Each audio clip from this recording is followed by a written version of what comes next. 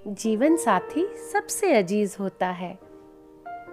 College में happy married life पर एक कार्यक्रम हो रहा था जिसमें कुछ शादीशुदा जोड़े हिस्सा ले रहे थे।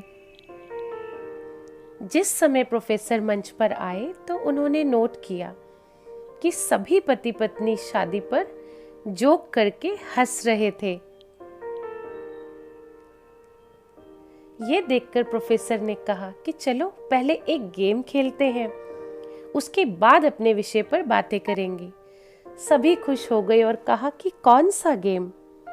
प्रोफेसर ने एक मैरिड लड़की को खड़ा किया और कहा कि तुम ब्लैक बोर्ड पे ऐसे 25-30 लोगों के नाम लिखो जो तुम्हें सबसे अधिक प्यारे हों।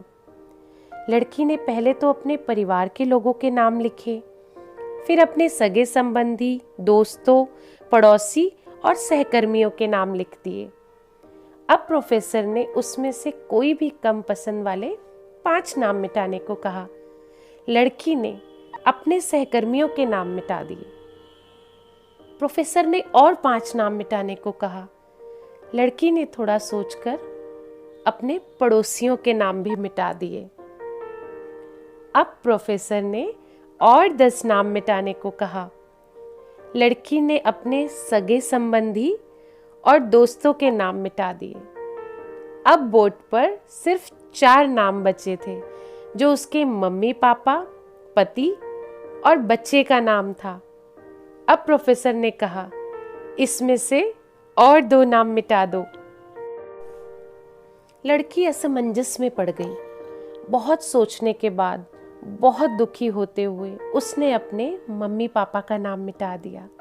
सभी लोग स्तब्ध और शांत थे क्योंकि वो जानते थे कि ये गेम सिर्फ वो लड़की ही नहीं खेल रही थी, उनके दिमाग में भी यही सब चल रहा था। अब सिर्फ 2 ही नाम बचे थे, पति और बेटे का। प्रोफेसर ने कहा, और एक नाम मिटा दो। लड़की अब सहमी सी रह गई। बहुत सोचने के बाद और रोते हुए अपने बेटे का नाम काट दिया। प्रोफेसर ने उस लड़की से कहा, तुम अपनी जगह पर जाकर बैठ जाओ, और सभी की तरफ गौर से देखा और पूछा, क्या कोई बता सकता है कि ऐसा क्यों हुआ कि सिर्फ पति का ही नाम बोर्ड पर रह गया? कोई जवाब नहीं दे पाया। सभी मुंह लटकाकर बैठे थे।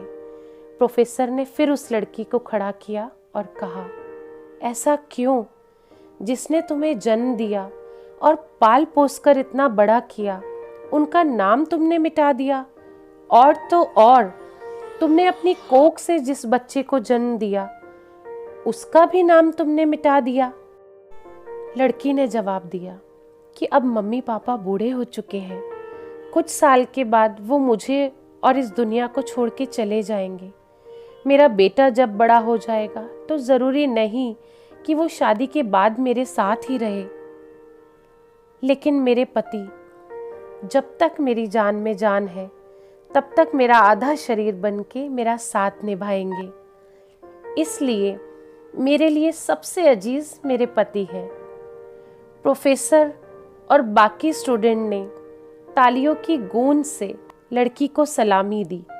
प्रोफेसर ने कहा, तुमने बिल्कुल सही कहा कि तुम और सभी के बिना रह सकती हो, पर अपने आधे अंग अर्थात अपने पति के बिना नहीं रह सकती। मजाक मस्ती तक तो ठीक है, पर हर इंसान का अपना जीवन साथी ही उसको सबसे ज़्यादा अजीज होता है। इसी तरह की और प्रेरणादायक कहानियाँ सुनने के लिए इस चैनल को सब्सक्राइब करें। धन्यवाद।